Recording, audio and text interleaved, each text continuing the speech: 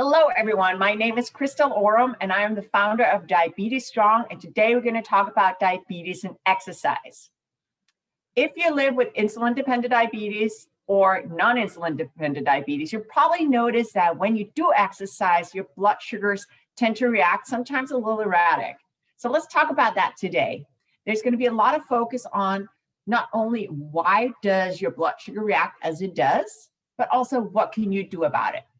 So if you do not live with insulin-dependent diabetes, the first part of my presentation is probably going to be the most interesting for you, because what I'm going to teach you is, well, if you do want to lower your blood sugars here and now, which type of activity would be most useful for you. If you do live with insulin-dependent diabetes, however, we will not only be going into exactly how different types of exercise impact your blood sugars, but also what can you do about it? Which strategies can you implement so that you can reduce the amount of high and lows you have when you exercise, as well as after. So for all of this, I will be going through a presentation. If you have any questions or anything where you're like, hey, Christelle, can you give me a little bit more information? Use the comment section below. I'd love to hear what you have to say, what's your experience and what works for you. And remember, we're all different. So I won't be giving like one formula. I'll be giving you the formula you can adapt to you. So let's dive into this. I'll be sharing a presentation. Here we go. There it is. I'm having too many buttons I can press here. There we are. So this is, again, what we're talking about today.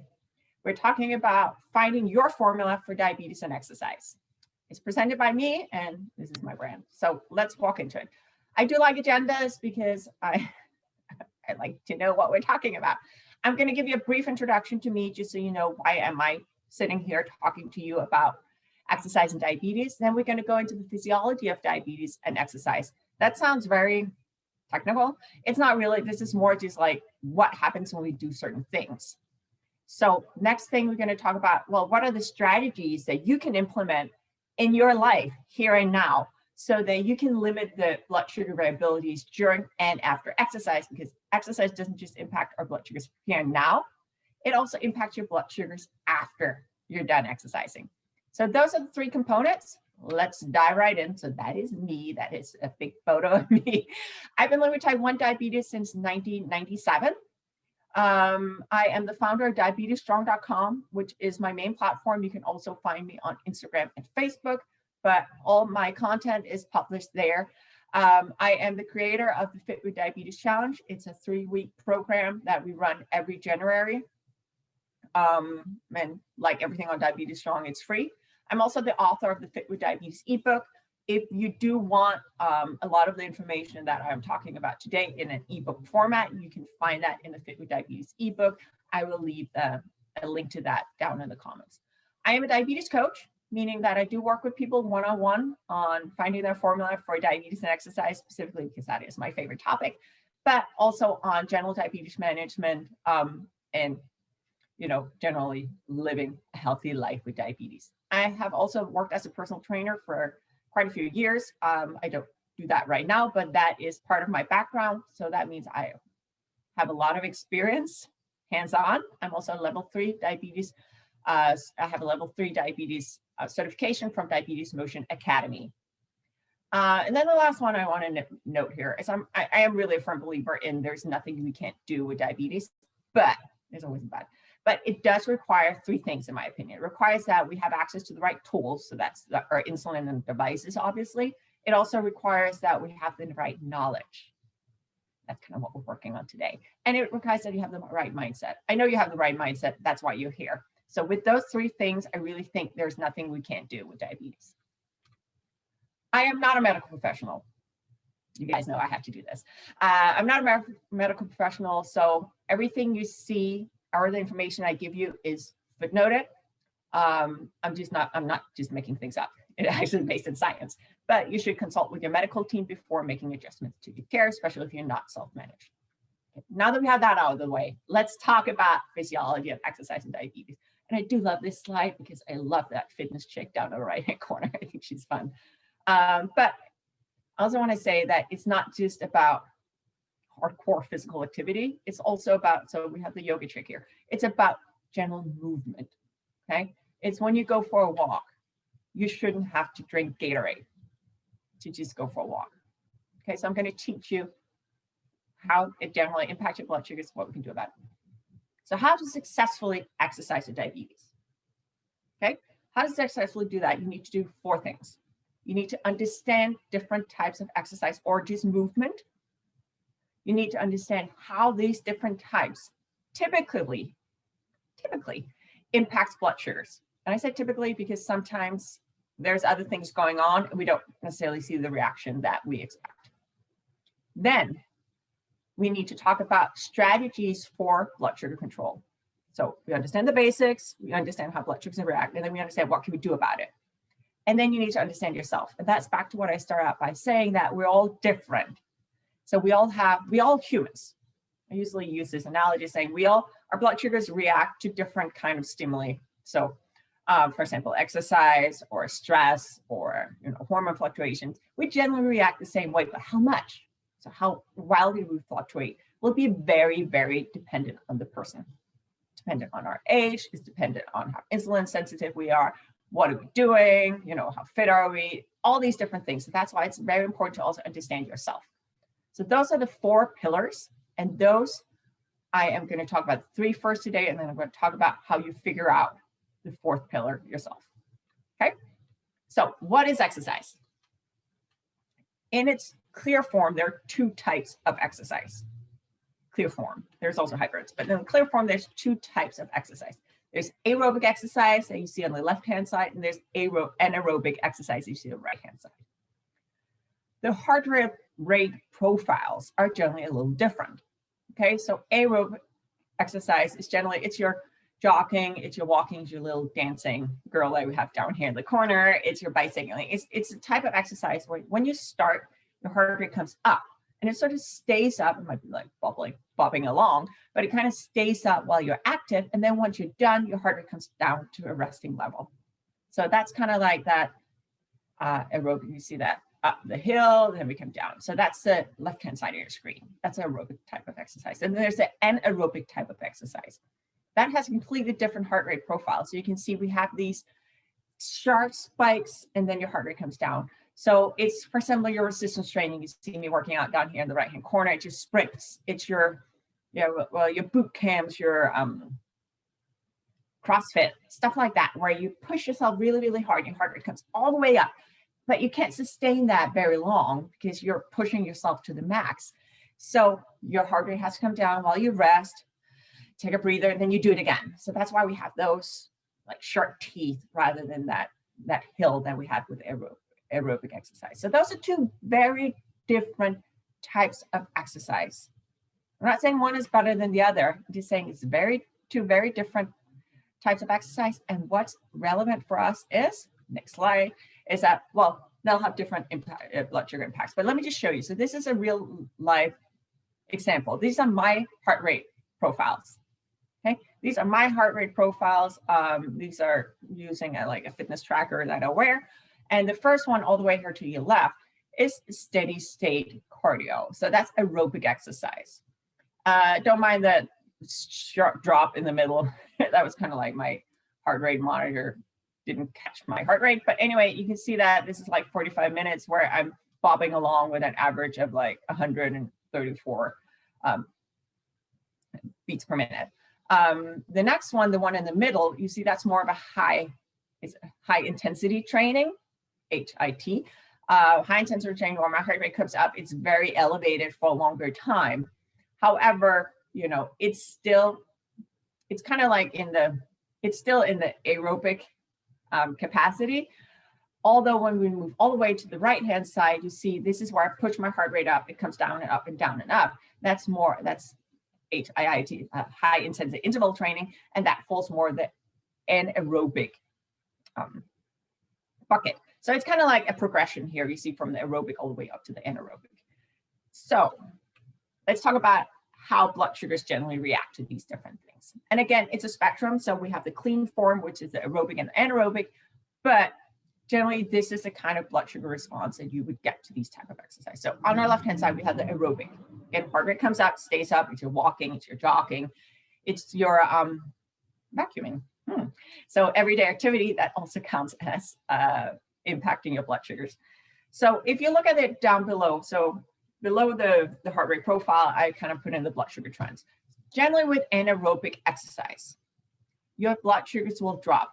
For most people, they drop fairly aggressively. There's some different factors that impact how much it will drop or if it will drop at all, but generally blood sugars will drop when we do aerobic activity. For the most part though, once we're done, once we're back on our couch or in our chair, the the blood sugars will kind of like flatten out. Some might even see it start to climb a little bit again.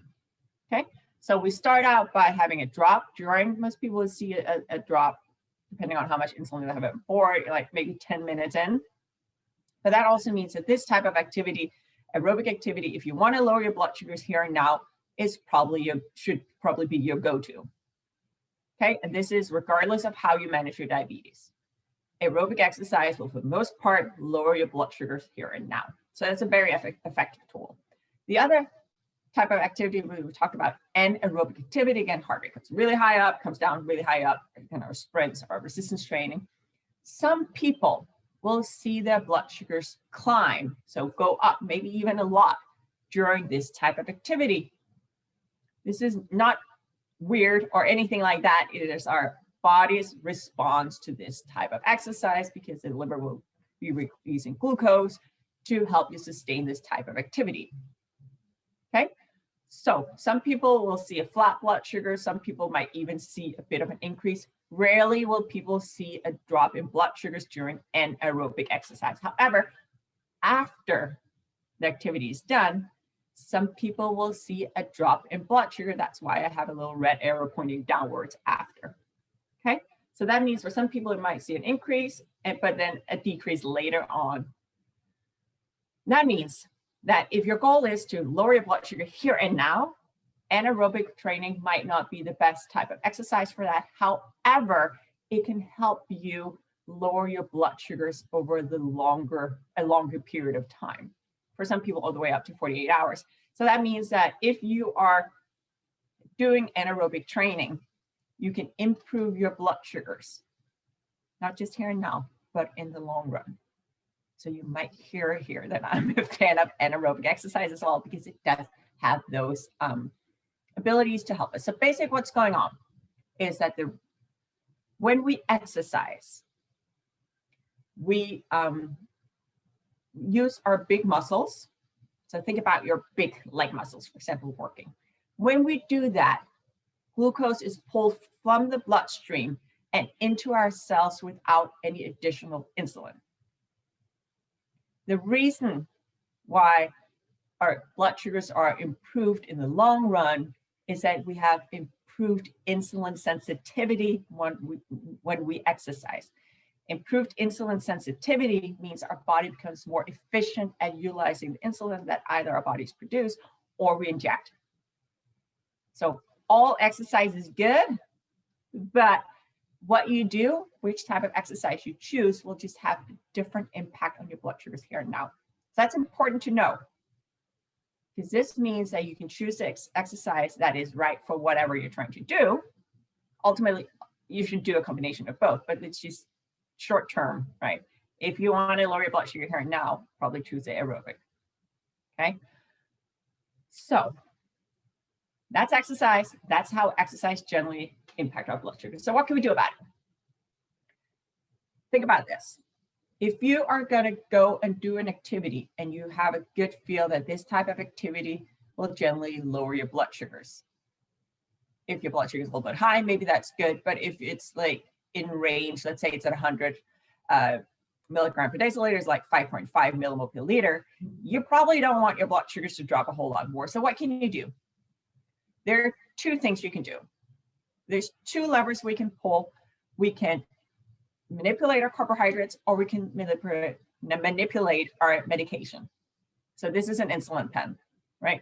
So if you do not manage with insulin, you have fewer options to be said. But again, you should have an insulin production then that can help you manage a lot of these things. So 2 levers, we can up or we can lower. That is it, right? Alrighty, so let's talk a little bit more about insulin sensitivity though, before we talk about, well, how can you higher and lower those carbohydrates and insulin. So generally it's recommended that we do at least 150 minutes of activity per week. That's great. We should do a combination of cardio and aerobic and anaerobic training. That's also good. We should, not do resistance training every day. All of this is generally good guidelines. So this is a really, really cool graph that is made by my friend Gary Shiner. So you might have read his book, Think Like a Thinker. But what I think is really important about this is a component that we don't talk about enough, because yes, we can lower and higher our insulin and our carbohydrates, but we need to think about more than just what we're doing right now. Remember I said that anaerobic activity can increase your insulin sensitivity for longer than just when you do it? Okay, let's look at this graph, okay? In the bottom, you see a little bobbing along here. I think it's gray, that color. Down here in the bottom, that's bobbing along. This is for people who are never active. So that's just their insulin sensitivity. Again, how effective their bodies are at utilizing the insulin that they inject. If you're not really active, it's going to be the same thing. Let's say that you're active 3 times a week, because that's all you have time for. I'd say do 3 times a week. If that's what you have, if it's 2 times a week, then it's 2. If it's 1, just do something. But what that can mean is you can see these green like peaks. That means that once you exercise, your insulin sensitivity increases dramatically, or can increase dramatically, for that up to like 48 hours. And then it comes down. And then you exercise again, it comes out. So that means that you need to take this into consideration if you exercise a little more frequently, let's say 2 to 3 times a week, is that how you manage for it will depend on how frequent you exercise. Because if you exercise daily, the purple one up here, you'll see you'll just have your increased insulin sensitivity being heightened. What does that mean? What that means is, as I said before, it can impact your insulin sensitivity for up to 48 hours after. So if you only exercise 3 times a week, right, you can manipulate again your carbohydrates or your insulin. That means that these 24 hours here of Monday, you might need less insulin or more carbohydrates than you do on Tuesday, because Tuesday here, you can see you're not as insulin sensitive. This is a key piece of information. So I want you to keep that in mind. Okay, so let me do an example. I think this is a really cool example. This is my blood sugars on a crazy day. Okay, this is my life is fortunately not like this every day, because this was kind of a crazy day. So this was a day, this is a Dexcom graph. So Dexcom is a continuous glucose monitor. Continuous glucose monitor is a device I wear that sends my blood sugar readings directly to my phone. So that means I know what my blood sugar is pretty much like all the time. Very helpful. And what it does that you can see my blood sugars over a 24-hour range. That's kind of cool. No, 12 hours only. Sorry, this is only 12 hours. So this was a day where I was getting certified to become an instructor of a HIIT class. Okay, so that's high intensity training. So I was becoming certified. And this was my day. So let me just walk you through it, because there's some really, really cool, almost like textbook examples here. So I got up at 7 a.m. and I had, for some reason, a really small breakfast. And I took a full bolus. So bolus is my rapid acting insulin that I take for meals. Okay, so I manage with insulin pens, so multiple daily injections, MDI. That means I take a basal insulin and I take my rapid acting insulin for meals and corrections. So I took a full bolus, and that's fine. I was popping up a little bit. I think I was also a little nervous, and I got to the class. I checked in, I think, at 9. And then already at 10, we did the first, they wanted to show us what is the training about. So we did a full hour of HIIT training. That's a long time to be doing HIIT training. And we were learning choreography and all that good stuff. But look at this. Remember how I said that anaerobic training, which is high intensity interval training, can tend to make blood sugars go up, but it often comes down after. Look at this. This around 10 a.m., at 10 a.m., you can see my blood sugars shoot up dramatically. That's not food. That's not carbohydrates. That is all the hormones that are released in my body when I do this kind of activity that raises my blood sugars. This is fascinating. You can some people look at it and go like, oh, this is so frustrating. But look at this. It comes down by itself. And at noon, I'm back down in range around 100 milligrams per deciliter, which is 5.5 millimole per liter, with no corrections. Okay, so I had enough insulin on board. I had the right amount of insulin on board. We'll talk more about that. And I was also relying on my body's own mechanism, so to say, to level out my blood sugars. Had I not known, had I not had the knowledge that this type of training will often correct or lower blood sugars by itself, I would have given a correction and I would have gone low. Okay, so be very careful with corrections after exercise-induced high blood sugars. Very careful. So at 1:15, I have 20 grams of carb lunch. And see what I did here. I reduced my lunch bolus or my lunch injection by 50%. Because I knew I was going to be more active later on. And again, remember how I said that I could have, there's two strategies, there's two levers. You can increase your carbohydrates if you think you're about to go low or do an activity that can make you go low. You can increase your carbohydrates or you can reduce your insulin. I chose to reduce my insulin. So I exercised then for 2 hours. Goodness, that was an active day. And you can see here, I'm just bopping along around 100. I'm not going low. I'm not going low because I had reduced the amount of insulin I have on board. Okay, fast forward to 5 p.m. and I wanted to eat a meal before I left. And this was a good hour from where I live. So, I was driving there. I had 20 grams of carbs and then I took a full bolus. I didn't reduce it. I didn't think. It happens. I've been living with diabetes for so long and I still don't get it right every time. Often because, I think of something else or I go by routine or whatever.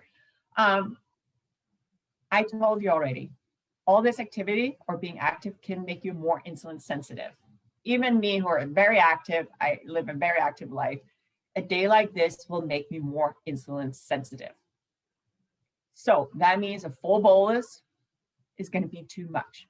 And that is why this is me eating glucose tabs in the parking lot, sitting in my car, waiting for my blood sugars to come up to a healthy level before driving home. Okay, so this example with not correcting, this example with lowering my bolus, where yes, I was doing things right. And this is an example of, me kind of missing the boat because it just happens sometimes. So I also want you to know that even when you learn your formula, I know how to do this. I don't get it right every time, either because something happens that I didn't predict or because, sometimes I'm thinking about something else and I'm just doing my full bolus. It happens. It's okay. It's okay. Anyway, that is, I just think this is such a fascinating example that I've been saving this. This is way over a year, maybe 2 years old now, but I still think it's really, really cool. So that was a little bit about how does blood sugars react to, I also got a little bit into strategies because I can't really help myself, but how does blood sugars generally react to different types of exercise? So now we have the foundation down. We know the different type of exercise. Remember I said there was 4 things. So we're down to the first, different types of exercise. We know how different types of exercise can impact blood sugars. Let's talk about the strategies then. And again, I cheated a little bit. I did start to talk about how I reduced my insulin, but let's talk strategies. This is one of those graphs that just makes everybody's eyes glaze over. So don't read it. Just know that it's there. Okay. So up until January 2017, there were no official guidelines on how to adjust insulin for exercise. Mind blown. That doesn't mean that we haven't been exercising, all of us with diabetes before. It just means that as of 2017, I finally had a good footnote to my slides. This is for exercise longer than 30 minutes. And basically what it does is it walks you through. Again, don't read it. If we're going to read anything, read this. So this is I sort of distilled that one slide. If you want to see the actual recommendation, it was published in the Lancet in January of 2017. There's a footnote down below of where you can find it. You can also just Google the Lancet insulin consensus statement for insulin. It should pop up. Anyway, I'm going to walk you through this because this is important stuff. Okay, and you can always pause this video and just look at it, right? And write down what's relevant for you because there's different strategy, whether you're fasting or non-fasting, whether you're not, your MDI is multiple daily injections like I am using pens, or you're on an insulin pump. different strategies. The reason why there are different strategies, first of all, if you're fasting, that means that you have not done any bolus injections. So no corrections, no food for at least 45 hours before you start your activity. Not fasting means you've eaten and taken insulin. The reason why there's a difference from pump versus MDI, again, multiple daily injections, is that if you're on an insulin pump, you're getting rapid-acting insulin dripped into your body 24/7. Rapid-acting insulin reacts differently with exercise than a basal insulin, which is the long-acting insulin that people on MDI inject. That is why, one of the main reasons why we have different strategies. Also, you just have some different tools available if you're on a pump versus MDI. But let's talk about fasting first, okay? So I'm going to start with the pump. If you use an insulin pump and you're exercising first thing in the morning, say that you might be a little nervous about low blood sugars and you're doing aerobic exercise. Actually doing that in the morning is the most optimal time in regards to not going low, because that's when you have the least insulin on board. It's also usually the time of day where we're the most insulin resistant. Some of us even have some like dawn phenomena going, feet on the floor, meaning that the liver is dumping glucose to help us start with the day. So if you're nervous about lows, that might be a good place to start. Start out with the morning, start out fasting, and then move from there. For a pump, the general recommendation is to do a basal reduction. So that's a reduction on your background insulin for up to 90 minutes before your workout of 50 to 80%. That's a huge range. Again, it's because we're all different. So now you're getting the range.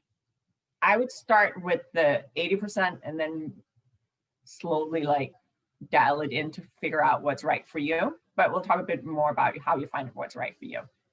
Suspend, that means completely cut off the background insulin for a maximum of 60 minutes. The reason why it's a maximum of 60 minutes is that these people who made this recommendation do not want you to go into DKA, which I completely stand behind. Remember, you can go into DKA even with brilliant blood sugars. DKA is related to not having enough insulin in your body.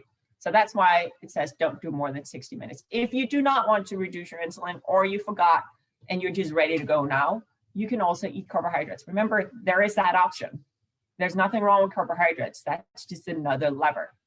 You can lower your insulin or you can increase your carbs. And this is only for those type of exercise that will generally lower your blood sugar. So we're generally talking about aerobic exercise. If you're on MDI, so moving to the next column, so that again, multiple daily injections, use pens. If you're doing prolonged exercise, so that means you're going for an 8-hour hike or you're doing endurance sports, they recommend that you potentially reduce your basal insulin by up to 20%. Alternatively, eat carbs. Again, most people, if they do fasted cardio on a basal that is right, so not a basal that's too high, will not see a significant blood sugar drop. Okay, so what I found, my experience from myself and working with other people on MDI is that most people do not need to do anything before exercising in the morning if they're fasting. So just putting that out there. So for both, whether or not you pump or MDI, you have to be careful if you eat within 90 minutes of your exercise. Remember that from my graph, I was sitting in the parking lot and I took a full bolus.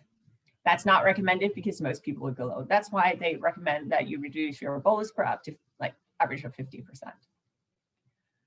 Overnight basal reductions. If you tend to go low, especially if you only exercise 3 times a week, so remember that graph that we had that went like this, the recommendation is to reduce your overnight basal by up to maybe 20% on the nights after a workout.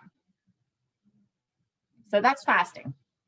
Again, you can always go back and look at this. You can also, just note where in the video it is. I'll just go back and look at this one. If you're not fasting, that means if you're eating, it's probably later in the day, or maybe you do better if you eat breakfast first. The general recommendation, whether or not you're on pump or you're on MDI, is to do a basal reduction. So remember that for my lunch, for that graph I showed you, I reduced my bolus reduction, not basal. Bolus, I reduced mine by 50%. The recommendation is 25 to 75%. It's a huge range. Again, it depends on how much are you eating, what are you doing, what time of day is it, how much insulin on board do you have going. or you can eat a half to 1 grams of carbs per kilograms that you're weighing. As for the basal adjustments, it's recommended you do exactly the same thing as if you were fasting. So that means for a pump, you have more options in regards to reducing. Think of it like this. Ultimately, what these guidelines are telling you is that you need to focus on your IOB, your insulin on board. IOB, you're going to hear me say that a lot in the next few slides, because that's probably, in my opinion, the most important factor to keep mind of if you're going to figure out your formula for exercise and diabetes. The amount of IOB that you have going in, active insulin on board, I'll talk more about what that means in a second, will determine whether or not your blood sugars stay flat or go high or low. Just putting that out there. It's an important one, and we don't talk enough about it. So let's talk more about it. Here's a whole slide on IOB, insulin duration and IOB. So generally rapid acting insulin. So that is the insulin that's in pumps. It's also the insulin that if you're on MDI that you inject for food and for correction. It has a duration, meaning it's active in your body for 3 to 5 hours. We don't talk enough about this. Insulin, most of it when you inject it in your belly, in your arms, and your legs, whatever you inject it, will start to work. It will enter your bloodstream in about 10 to 15 minutes. It won't peak to being the most active until an hour and a half, for some people 2 hours in, and it will stay in your body again for 3 to 5 hours. That means any insulin that you injected, pump or non-pump, in the 3 to 5 hours is still going to be in your body. It will still be impacted by exercise. That is why we need to talk about IOB. Okay, so there's some different tools for keeping track of bolus IOB. If you wear a pump, your pump will tell you how much IOB is, active insulin on board. It will not tell you how much you have on board from your basal. Okay, because again, remember, a pump will continually drip insulin into your body, which is also your background or your basal insulin. It won't tell you how much you have there. I think that's a huge mistake, but that's just what it is. If you do not use a pump, you're like, okay, how the heck do we then keep track of IOB? There's different ways, right? There are some apps. Here on the channel, I do show what's called the Rapid Calc, RAPIDCALC, Rapid Calc app, how to use that. That is a iOS app that you can download. It's not FDA approved though. There are smart pens. In the US, there's something called the InPen. That's the one I use right now that keeps track of IOB. Then there's pen and paper, friends. A lot of people will do that for years. So let me take you through this calculation over here on the right-hand side is how you actually do this. I'm also going to show you a visual after. But let's say that I generally say that active insulin is active about 4 hours in the body. That's what I assume for myself. I just, that's easier. And I don't know it to be wrong, but if you know that yours is only 3 hours, of course you need to adapt. But let's assume that I was on an insulin pump. Let's assume that insulin was active 4 hours in my body, and my basal rate, so what my pump is set to, is 1 unit per hour. Okay, so that's simply assuming that the pump is dripping in a unit throughout the hour, every hour. Most people have different rates, but let's, for simplicity, let's say that we start at noon and we go all the way through the 3. The way to calculate your basal IOB is to say, well, at noon, what I took the last hour is going to be 100% in the body. What I took the hour before is only 75% left. The hour before, 50%. The hour before, 25%. The hour before, 0. Okay, so if you put all this together, that would mean that if I have a basal rate of 1 unit an hour, I would have about 2.5 active units on board at any time. Okay, most people do not have the same basal rate. So let's say that you, from 2 to 3, actually only get 0.75. You'd put 0.75 into the calculation here, and you would get a lower IOB. Let's say, so this is how you calculate it. And I'll give you a visual in a minute. But let's say that you are on MDI. Then what? Well, I mean, MDI, you don't need to calculate your basal because it doesn't really get impacted by long-acting insulin doesn't really get impacted by exercise as much, and it's not part of the calculation. So what you would do instead, say, okay, within the last 4 hours, did I take any boluses in regards to for food or for correction? If you took it within the last hour, you can assume 100% is left, 75% 2 hours ago, etc. So it's the same calculation, right? It would just be 0, 0, and then whatever you took. So let's say that I took 5 units 2 hours ago. My IOB would be 2.5, 50%. So it's fairly simple, but I would say if you use MDI, it can be complicated to remember, well, when did I take my last dose? How much did I take? And all that good stuff, which is why I really like the electronic trackers such as RapidCalc or InPen or whatever else. I know if you're in Europe, you'll probably also do that in the My Sugar app. So there's different options depending on where you're in the world, but if you're in the US, like I am, you can see it on your pump. If you're a pump, if you don't, you have to use an app or a smart pen. That's kind of the options. Let me show you a visual. Okay, so this is, again, we're talking about basal IOB for my pumpers out there. If you're MDI, you can use the same. But basically, this is the calculation showed visually. Remember, you can always go back to this slide. So this is a 6-hour view. Excuse me. This is a 6-hour view. Take a sip of water. 6-hour view. And this is the same calculation as we did before, just written up, well, maybe more confusingly, but this is assuming 1 hour basal insulin. And again, if it's 1 hour, 4 hours and 1 unit an hour, then you have 2.5 left. Okay, so that is our basal. So let's say that instead of doing this, let's say that we are going to suspend, so I mean, cut off completely insulin for a whole hour. Okay. Let's say that, so down here, I suspended it from the start of hour 1 to end of hour 1 to end of hour 2.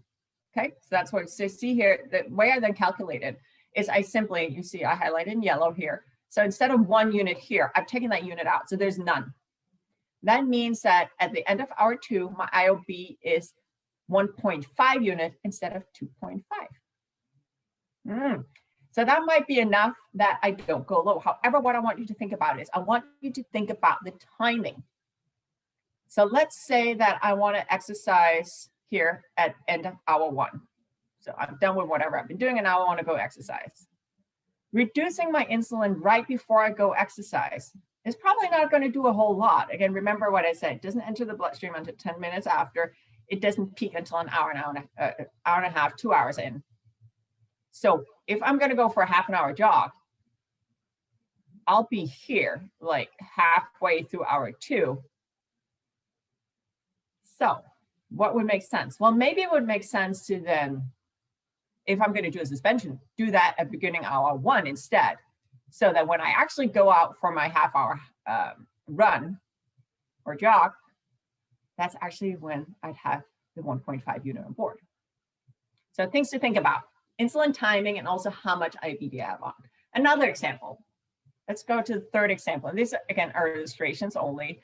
So let's, down here, say, let's instead do a 50% basal reduction for 2 hours. Because that might be what you need. Okay.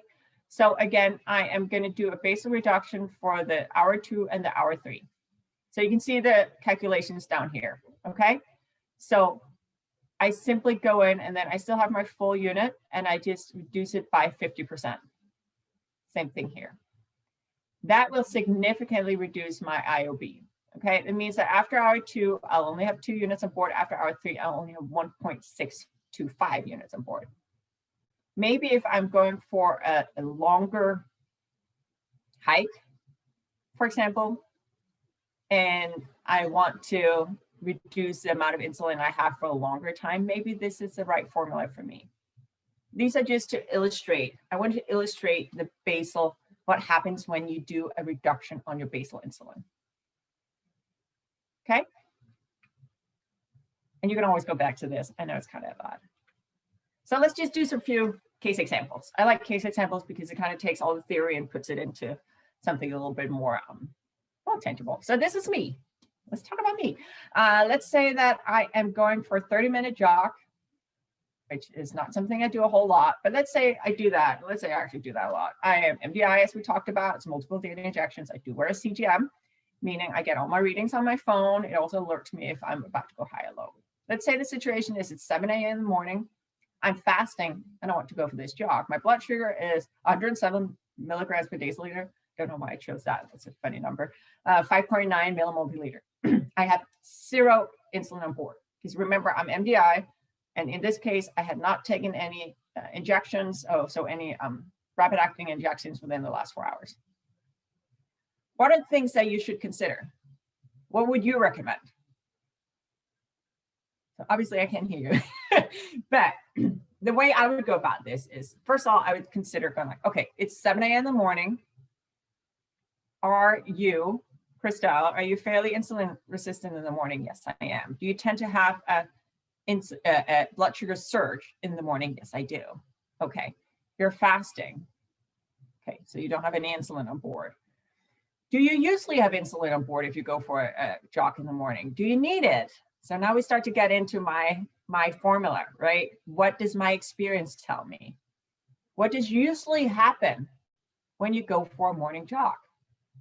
So what would you recommend? What if I were to coach myself, I would say, Christelle, give me all that data, and then I can give you a recommendation based on that. Okay, so let me give you the examples. I just told you I'm insulin resistant in the morning. My blood sugars tend to go up by themselves.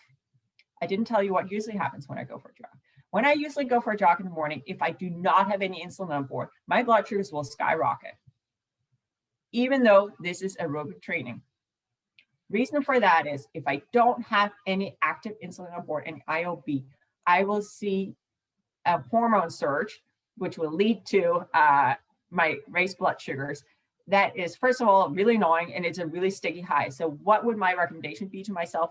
This is me only. Remember, this is a case study on Christelle.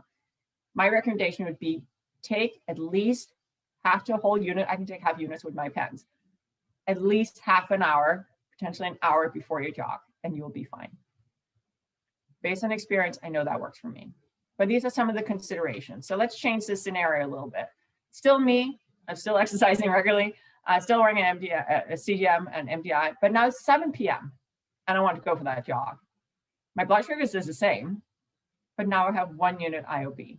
So what has changed? Well, the timing has changed. When time of day, remember what I said, we are often more insulin resistant in the morning. Well, the other thing is the case for the afternoon, we're often more insulin sensitive, meaning that 1 unit of insulin will go further in the afternoon than necessarily will in the morning. What other things should you consider? Based on me like talking about IOB for so long, one of the other things you should consider is that IOB. Is that too much for me? I'm not saying is that too much for anyone. I'm saying is that too much for me at that time wanting to do that activity? And then you can start to go into recommendation based on what's going on, all the things that we know. We know that aerobic exercise generally make blood sugars go down. We know that we're more insulin sensitive in the afternoon. We know that my blood sugars right now are really good. We don't want them much lower. It can go down a little, but not much. We also know I have a whole unit on board. Then you can start to go into recommendations. So for me, what I recommend, I would say, Christelle, eat a snack before you go, because I know myself by now well enough that all these factors have a high likelihood of making my blood sugars drop significantly. So again, this is me, but I want you to think about these things when you start to consider how to either adjust your insulin or eat a snack. So if another option could be here, actually say, hey, let's just wait an hour and make sure that the IOB is low enough that, or the blood sugar is high enough that this would be a safe activity. So how do you find your formula? So we talked about the 3 things, 3 first pillars. Thank you for hanging on for this long, by the way. We know what exercise is. We know how it impacts our blood sugars. We know what you can do about it. How do you then learn you? How do you learn how to take all of that and apply it to you specifically? Because I just told you a bit of Christelle's formula, but you want to find yours. First things first, you need to be structured. When I see people not being able to figure it out, it's because they're comparing apples to oranges. They're doing 17 different things at the same time. Start one place, for example, and reduce the amount of variables. Start maybe by saying, well, I'm going to be structured about it. I'm going to figure out my formula for a morning run. If you like to run in the morning, start there. If you like to do resistance training in the afternoon, start there, but start with one thing. And don't expect the same outcome if you're doing an activity in the morning versus the afternoon, or different type of activities. So you might need a formula that's a little fine-tuned for each type of activity. So reduce the amount of variables, maybe try and eat the same things, try and have the same IOB going on, see what happens. So measure, measure, measure. If you don't have a CGM like I do, measure your blood sugar, measure it before. If you can, during, definitely after, to start to see how disease type of activities impact your blood sugars. You need to have patience. Actually, most people, if they follow this very structured, I'm going to give you a form that you can do it in, most people can start to see trends already after three activities. So let's say you go for a morning jog 3 times a week, you should start to see trends already after a week. Some weeks are weird though, so you might need more time, because sometimes life's just weird. So we don't know everything that's going on in our bodies. And then accept safe missteps, meaning there's going to be times where you don't get it right. This is life with diabetes. We won't get it right every time. That's okay. You're learning. As long as you're learning from it, just remember being safe. Always have your always have your emergency gear with you. Have your glucose tabs or your juice, whatever you do, because if you have a low blood sugar, you need to be able to react. Same thing if your blood sugars go like crazy high, you need to be able to adjust it with insulin. So I think we kind of, I think you get the gist of this. I would say that we didn't really talk too much about resistance training. I think that was a miss for me. We talked a lot about how you reduce your insulin. Remember, if you tend to go high, you want to think about when and if you should increase your insulin for an activity. Just again, be careful with the insulin after. Okay, so find the structure that's optimal for you. So this up top is my blood sugar and exercise log. I will link to that down in the comments. It is embedded in an article I have that's called How to Find Your Formula. It's just a link, you click on it, you download it. It's either PDF or an Excel sheet. You don't have to use this. I think it's really cool because it has all the details. It's the one I use with myself. You can use pen and paper. You can use whatever you want. Just find a structure that works for you where you can collect the information and do the analysis. And that is it for me. Okay, let's just recap. That was a long presentation. Thank you for hanging in there for so long. Understand different types of activity can impact your blood sugars differently. That's the first thing. And the second thing. Third thing is there are different strategies that can help you reduce the amount of lows specifically, but also the highs. But you need to figure out, based on the guidelines, what is the right number for you when we talk about reducing our insulin and the timing as well. I talked a lot about reducing my insulin, your insulin in this, or increasing your carbs. But if you do an activity like my morning runs, where I know I tend to go high, I need to make sure that my IOB is a little higher to prevent that increase. What I also told you was that I usually then do a unit half an hour to an hour before I go for my run. That's timing, right? I need to think about it. It needs to be active in the body. It doesn't really make sense for me to take that unit right before I go because it's hardly, I don't run for that long. It's hardly active by the time I'm done with my run. Also, I don't want it to be peaking right after my run when I'm extra insulin sensitive. So that kind of strategy is something you want to think about specifically when you do an aerobic exercise. That is how you find your formula, by building knowledge, knowing the strategies, and then implementing those on yourself. I really want to thank you for, watching this whole webinar with me. I would love to hear your experience. What's your takeaways? Let me know down in the comments. And if you have any questions, shoot them over as well. Thank you so much.